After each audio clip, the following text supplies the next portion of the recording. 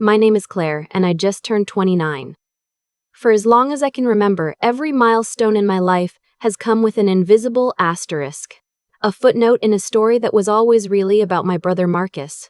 This year, when my entire family flew across the country to watch him receive a minor industry certificate while missing my actual college graduation by 10 years of precedent, I decided to stop waiting for them to see me.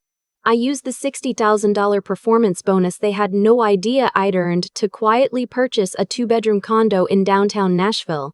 When I posted one casual photo on a Sunday afternoon, the family group chat imploded within minutes.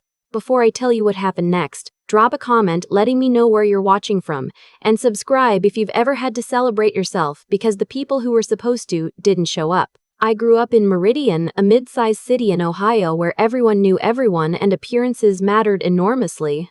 My parents, both school teachers turned school administrators, built their identity around academic achievement. Our house had a dedicated wall in the hallway. My mother called it the Wall of Pride, where every certificate, every ribbon, every photograph of achievement was displayed. By the time I was 12, I had quietly accepted that the wall was mostly Marcus's. Not because I had nothing to put there, because no one thought to hang what I brought home. Marcus is 5 years older than me, and from the beginning he occupied a different category in our household. He was loud, social, magnetic in the way that fills a room and makes adults stop what they're doing to pay attention. My father coached his Little League team, attended every debate tournament 3 counties over, and installed a basketball hoop in the driveway, specifically because Marcus mentioned once that he thought the sport was interesting.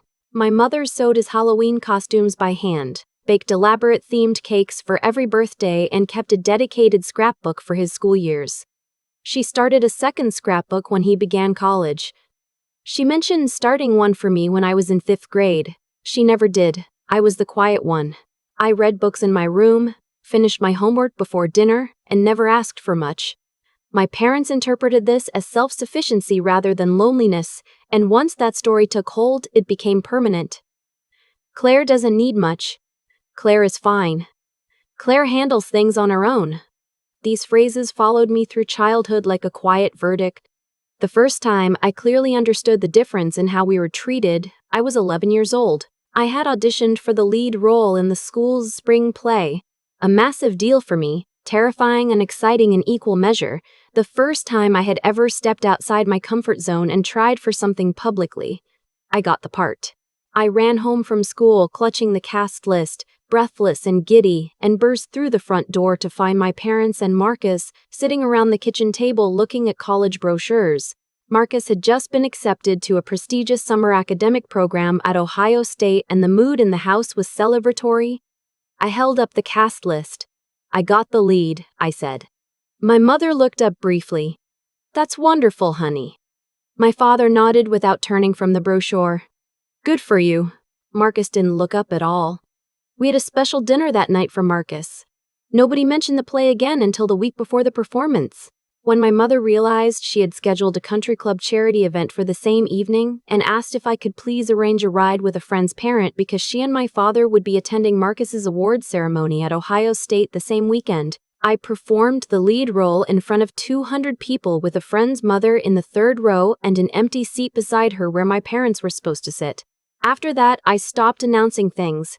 Not dramatically, not even consciously at first. I just quietly internalized that my achievements were personal events, not family occasions. I made honor roll every semester of middle school and high school. I was selected for a competitive writing program in 9th grade. I was accepted to 3 universities on partial academic scholarship. Each time I shared the news in a sentence or two, received a brief acknowledgement, and moved on.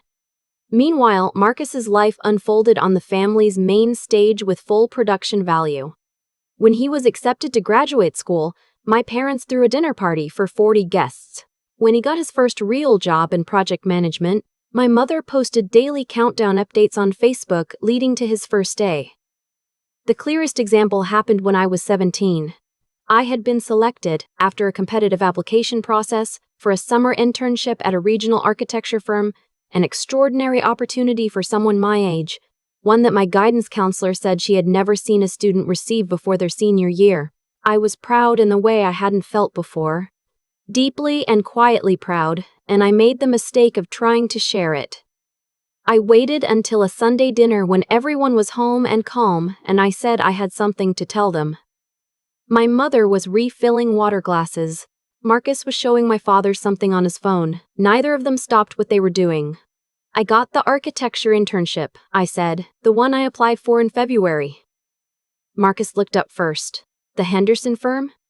I nodded. My father put down his phone. That's the one downtown. Yes. My mother set down the water pitcher. Good. You'll need to arrange your own transportation because Marcus's schedule is going to be complicated this summer and we'll need the second car for him. That was the whole conversation. I rode my bicycle to that internship 45 minutes each way for 11 weeks and never mentioned it again. College should have created distance in a healthy way, and in some respects it did. I attended the University of Michigan on a partial scholarship, worked part-time, and threw myself into my coursework with the focused intensity of someone who had learned early that accomplishment was a solitary activity. I still wore the casual shrug, and loved it in a way I had never loved anything before. The discipline of it, the creativity constrained by real-world physics, the idea that you could design a space that changed how a person felt simply by being inside it. My professors noticed. I received recognition within my department, made the dean's list every year, and graduated with honors. My graduation ceremony was on a Saturday in May. Marcus had a work conference in Denver the same weekend, a mid-level industry event that his company sent several employees to each year, nothing exceptional. My parents attended the conference with him because, as my mother explained on the phone the week before, it was a once-in-a-lifetime networking opportunity for Marcus, and they had already booked their flights. My aunt attended my graduation in their place. She took a photo of me in my cap and gown, handed me a card with $50 inside, and said she was proud of me. It was the most anyone had ever said. I told myself it didn't matter. I was 22 and building a life. It didn't matter. But it did. In ways I wouldn't fully articulate for years, it mattered every single time. I moved to Nashville after graduation because a small but respected architectural design firm called Hartwell Studio had offered me a junior position after seeing my senior thesis project at a regional showcase. The salary was modest, but the opportunity was real. I called home to share the news. My father said, "Architecture is a tough field. What's your backup plan?" My mother said, "When are you going to visit?" "Marcus is coming home next month and it would be nice to have everyone together." I moved to Nashville with 2 suitcases, a futon, and a quiet determination that I was going to build something real. For 3 years at Hartwell, I worked harder than anyone expected a junior hire to work. I came in early, stayed late, took on projects that weren't technically assigned to me, and studied for my architectural licensing exams on my lunch breaks. When my supervisor, a measured and exacting woman named Diane, noticed my work on a mid-rise residential project I had redesigned after the original concept was rejected by the client, she started assigning me to more complex work. When a national real estate development group approached Hartwell about designing a flagship mixed-use building in the Gulch neighborhood, Diane put me on the core team. "You think differently than the others," she told me simply. "I need that perspective in the room." The project took 18 months. I poured everything I had into it, working through weekends, missing friends' events, skipping vacations, producing 47 separate design iterations before we landed on a concept that felt genuinely right. When we presented the final design, the developer's principal said it was the most thoughtful proposal his company had received in 15 years of commissioning new buildings. The project was approved, construction began, and 8 months after the groundbreaking, at the Hartwell all-staff meeting I expected to be routine, our director announced that the firm had received a historic performance bonus from the developer, tied to the project's reception and early lease success, and that a significant portion would be distributed to the team members whose work had driven the outcome. Diane stood and said my name in front of everyone. She described specific design decisions I had made, a particular approach to natural light in the residential units, a ground-floor public space that had been featured in a regional architecture publication, and credited them as central to the project's success. The director shook my hand and said that my bonus, reflecting an exceptional individual contribution, would be $60,000 deposited within the month. I stood there unable to speak. $60,000 was almost exactly my annual salary. It was more money than I had ever held in my life. Later, sitting at my desk staring at the formal letter, my first instinct was to call my parents. Surely this $60,000, a building going up in a major American city with my design decisions embedded in its bones, surely this would finally be the thing they couldn't minimize or redirect. I picked up my phone. Then I thought about the last time I had tried to share professional news with my father. I had mentioned being promoted to project lead 6 months earlier, and he had spent the conversation asking whether I had considered transitioning into real estate law because Marcus had a friend who said it was more lucrative. I set the phone down. I thought about it for a long time. And then I made a decision. This money was mine. Earned without their support, without their attention, without a single conversation where they had asked how my work was going. Whatever I did with it, I would do for myself. No announcement. No approval. No risk of having the moment hollowed out by a pivot to something Marcus was doing. I opened a new savings account and arranged the deposit. My best friend, a woman named Priya who had witnessed more of my family's behavior than anyone else, met me for dinner the week after and demanded the full story when she saw my expression. When I told her the number, she screamed. The table next to us turned to look. I laughed for the first time in months. "So what are you going to do with it?" she asked. I told her I wasn't sure yet, but whatever it was going to be entirely, unapologetically mine. I hadn't been looking for property seriously, not in any committed way. Nashville's real estate market was expensive and the idea of purchasing a loan had always seemed distant. But the bonus changed the math in a way I hadn't allowed myself to calculate before. A few days after it arrived in my account, I spent an evening sitting with my laptop and a glass of wine, running numbers I had never run before. With $60,000 and my salary history and credit, a real purchase was within reach. Not a starter compromise, but something I would actually want to live in. The listing appeared while I was browsing on a Wednesday night. A 2-bedroom condo on the 4th floor of a renovated building in the Germantown neighborhood, original brick walls, south-facing windows that caught afternoon light the way I had spent months designing light into someone else's building, a rooftop terrace shared with 8 other units, and a price that would put my bonus to work as a solid down payment while keeping my monthly payment manageable. I called the agent the following morning. 3 days later, I walked through it for the first time. I still remember living room with afternoon light falling across the hardwood floors and understood within 30 seconds that I was going to make an offer. My offer was accepted 4 days after that. The closing fell on a Tuesday in October, which also happened to be my 29th birthday. My family had not called, not texted.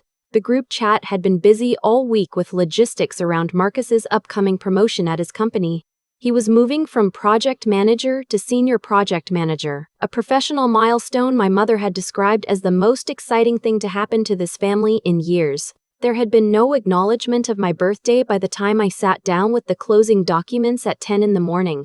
At 11:47 on the morning of my 29th birthday, I signed the papers on my condo and received the keys. I sat in the parking lot of the title company for a few minutes afterward. I wasn't crying, which surprised me. I felt completely still. For 29 years, I had been waiting, in one form or another, for someone in my family to turn around and see me standing there. That morning, with a set of keys in my hand and my name on a deed, I had finally stopped waiting and simply arrived somewhere on my own. I spent the afternoon at the condo, walking through empty rooms, planning what I would put where, standing at the south-facing windows watching the light move. Priya came by in the evening with champagne and a birthday cake she had ordered from the bakery near her apartment. A real one, 3 layers, with my name on it. We sat on the floor because there was no furniture yet, and ate cake with plastic forks, and she gave a toast that made me laugh until my eyes watered. "This is what it looks like when someone finally gives themselves what they deserve," she said, raising her glass. My phone rang while Priya was there. My mother. I let it go to voicemail. She had called, it turned out, to ask whether I could help coordinate Marcus's promotion dinner the following month. Specifically, whether I could handle booking the private dining room at the restaurant they wanted because I was, as she put it, so good at those kinds of details. She did not mention my birthday. The voicemail was 4 minutes long. I set the phone down and finished my champagne. Over the following 6 weeks, I furnished the condo the way I had always designed spaces, with intention, with restraint, with the specific pleasure of someone who finally has a surface to work on that is entirely her own. I found a sectional sofa in a deep charcoal, a dining table in natural oak, bookshelves that I spent an entire weekend filling and arranging. I painted the second bedroom a soft terracotta that looked different at every hour of the day. I had a local artist's print, framed and hung it above the fireplace. I had every architectural award and recognition I had received since college, matted and hung in the hallway. The wall of pride I had never had at home, built quietly and on my own terms. I posted one photo on a Sunday afternoon 6 weeks after closing. No announcement, no caption explaining anything. Just the living room and afternoon light. The brick wall behind the sofa, the bookshelves, the framed print, sunlight on hardwood floors. The caption was 3 words. Home, finally. Mine. I posted it and set my phone down and went to make coffee. When I came back 20 minutes later, the notification count had moved past 40. Friends from college, former colleagues, people I hadn't heard from in years. Beautiful. You bought a place? Where is this? This is stunning, Claire. And then, below all of that, the family. My mother, Claire. Whose apartment is this? Are you redecorating a friend's place? Please call me. My father, Claire. This looks expensive. Where is this? Call your mother. Marcus' mom and dad are asking about your post. What's going on? Is this a client's project? The assumption embedded in his question? That I couldn't possibly own something like this. That the most logical explanation was that it belonged to someone I was working for, landed differently than I expected. Not with the familiar sting of invisibility, but with something cooler and more clarifying. I had spent my entire life being underestimated by the people who were supposed to know me best. And here, in 3 words, my brother had confirmed that nothing about their perception of me had changed. I left everything unanswered and went to bed. The calls began the next morning. My mother twice before 9. My father once at noon, leaving a voicemail that was measured in tone but carried an unmistakable current of demand beneath the surface. He used the word irresponsible twice and concerning once, all while ostensibly just asking questions. Marcus texted that he hoped everything was okay and that the family was worried. I did not respond to any of it that day. I went to work, attended 2 project meetings, had lunch with a colleague, and drove home to my condo in the evening. I stood at my south-facing windows and watched the city lights come on across the Germantown rooftops and felt, for the first time in my adult life, that where I was standing was genuinely my own. My mother escalated on the 3rd day with a message in the group chat. Family call this Sunday at 7. Everyone needs to be there. Something is going on with Claire and we need to discuss it as a family. I attended the call because not attending would have meant weeks of follow-up messages and I was done spending energy on evasion. My father opened with his lawyer's voice, measured, composed, already certain of his position. He asked me to explain the post. He wanted to know whose property it was. Mine, I said. I bought it 5 weeks ago. A pause. My mother, Claire, a condo in Nashville cost hundreds of thousands of dollars. That's simply not possible on your salary. I gave them the numbers, the bonus, the gown payment, the mortgage, the closing date. Another pause, longer this time. My father, why would you make a financial decision of that magnitude without consulting the family? Real estate is complicated. You could have made a serious mistake without guidance. I let a moment pass before I answered. I said, I made every decision with the help of qualified professionals. My credit is excellent. My financials are solid. The property is in a neighborhood with strong appreciation history. I didn't need guidance.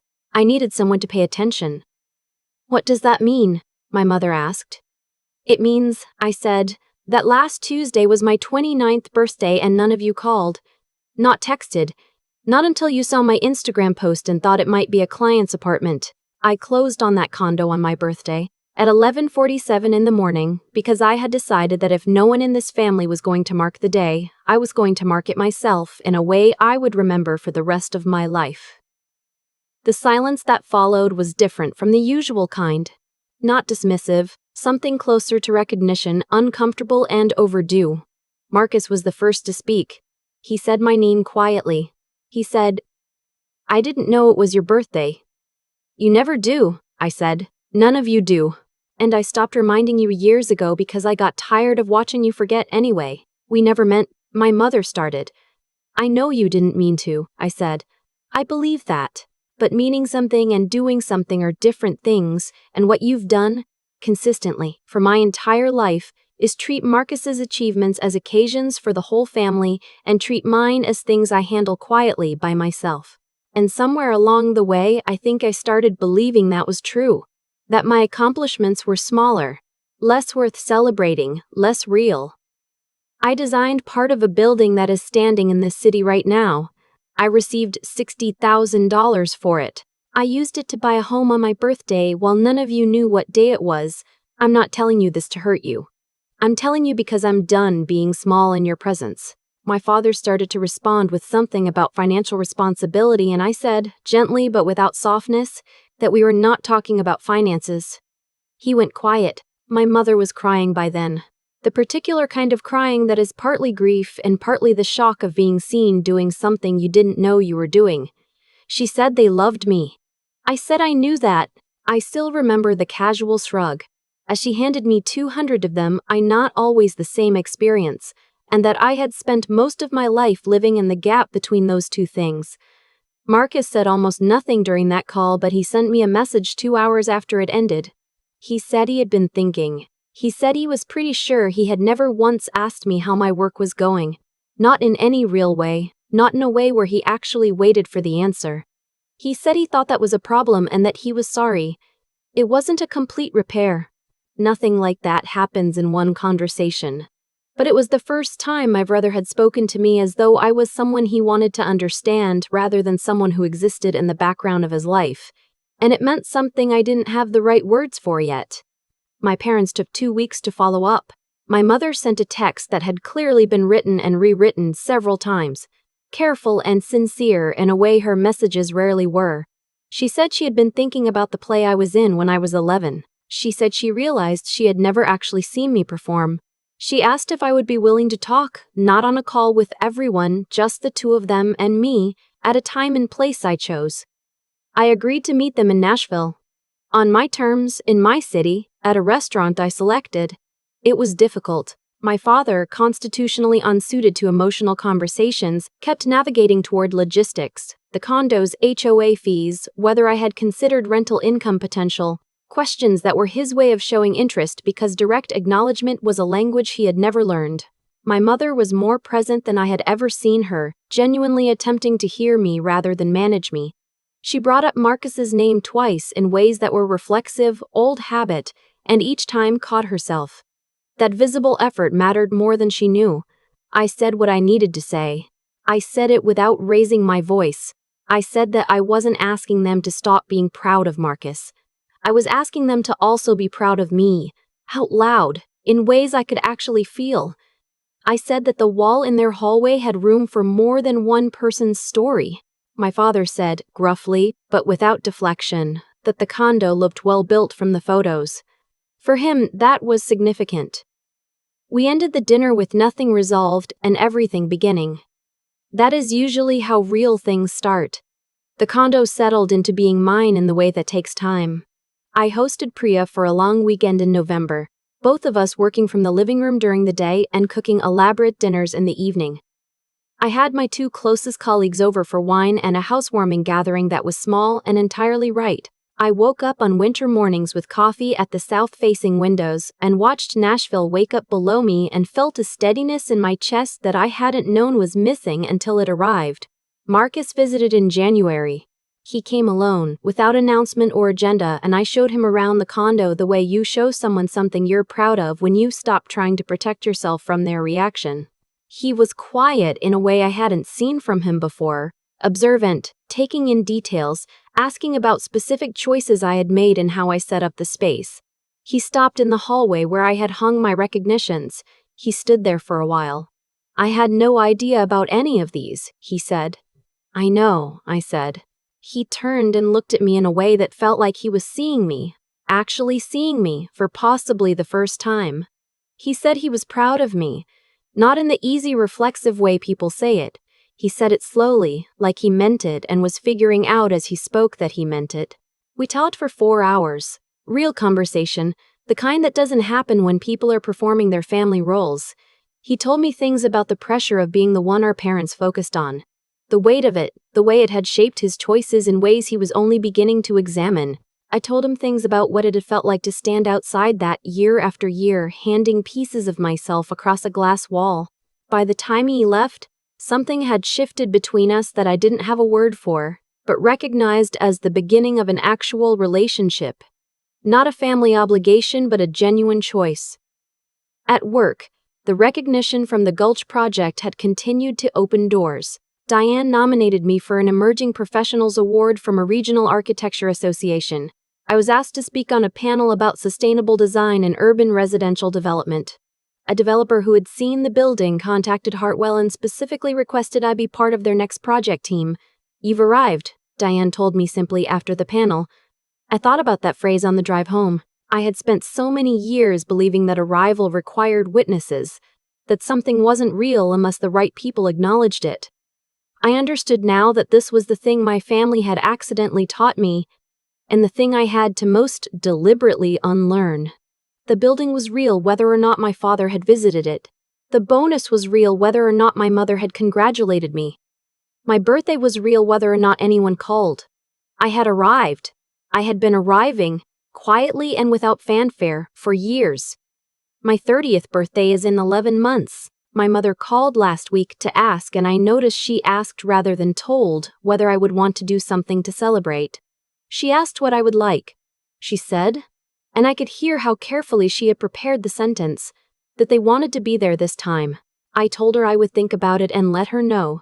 I sat with my coffee by the south-facing windows after that call and watched the morning light do what morning light does in a well-designed space. My name is on the deed of this place. My design decisions are in the bones of a building 6 blocks from here. My recognition is hanging in my hallway. I have spent enough of my life being a background character in a story centered on someone else. That story is over. The one I am writing now has my name on the cover, in large print, and I am not sharing the byline. If you are watching this and you have spent years making yourself smaller so that someone else could seem larger, I want you to hear this clearly. Your accomplishments are not personal, private, quietly handled events. They are occasions. They deserve to be treated as such, and if the people who were supposed to celebrate you haven't done that, you do not have to wait for their permission to celebrate yourself. You are allowed to sign the papers, hang the recognition on the wall, stand at the window with your coffee, and know, without any external confirmation, that you have built something real. Leave a comment and tell me your story. If this resonated, please like and subscribe and share it with someone who needs to hear that they are allowed to take up space. Thank you for listening. And remember, the life that finally feels like yours is the one you build on your own terms, even when no one is watching.